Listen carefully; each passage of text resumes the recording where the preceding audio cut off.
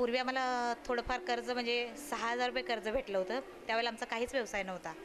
पण त्याच्यानंतर त्या 6,000 रुपयेमध्ये मी एक बॉबिन मशीन खरेदी केली. त्याच्यानंतर आमचा खूप मोठा व्यवसाय वाढलेला आहे. आत्ता माझ्याकडे 2 लाख रुपयाच्या गारमेंट्स मशिनरी आहेत. अच्छा, ही जी संस्था आहे ही महिलांना कर्ज उपलब्ध करून देते का? हां, ही महिलांना म्हणजे गोरगरीब जे व्यावसायिक आहेत, जे गरीब आहेत, ज्यांना बँका पतसंस्था कर्ज देत नाही, अशा लोकांना इरसेट संस्था कर्ज देऊन, कर्ज उपलब्ध करून देऊन त्यांचा व्यवसाय सुधारण्याची त्यांना संधी देते किंवा त्यांच्या घरचा दर्जासुद्धा उंचावण्याची त्यांना संधी देत्या. इरसेट संस्थेमध्ये आल्यापासून सगळ्या महिला म्हणजे महिलांचं सबलीकरण झालेलं आहे. सगळ्या महिला सक्षम झालेल्या आहेत. महिलांना अगदी बोलतासुद्धा येत नव्हतं. इथंपर्यंत सगळं या इरसेट संस्थेनं आम्हाला शिकवलेलं आहे. त्यामुळे इरसेट संस्थेचे मी खूप खूप आभारी आहे. प्रबोधनासाठी आपण बाहेर महिलांना असं काय शिकवता?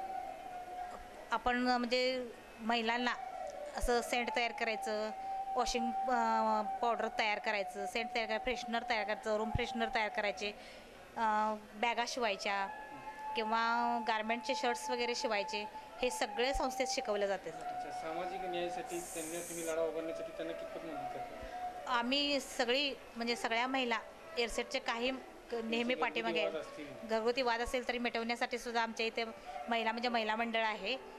घरगुती वाद असतील, बायकांना म्हणजे लैंगिक छळ वगैरे असेल तर त्याच्यासाठी सुद्धा आमची संस्था कार्यरत आहे. आमच्या संस्था पोलीस खातं कविता नेरकर आता आमच्यासोबतच आहेत. याच्या अगोदर कामटे सर होते, कृष्णप्रकाश सर होते आमच्याकडे. तेच म्हणजे पोलीस जर आमची तक्रार गेली असेल किंवा इरसेट संस्थेकडून तक्रार गेली असं समजल्यानंतर ते सुद्धा लगेच ॲक्शन घेऊन येतात. न्याय मिळवून देण्यासाठी सुद्धा आम्ही संघटना उभारलेली आहे आणि त्याच्यासाठी सुद्धा आम्ही काम करतो.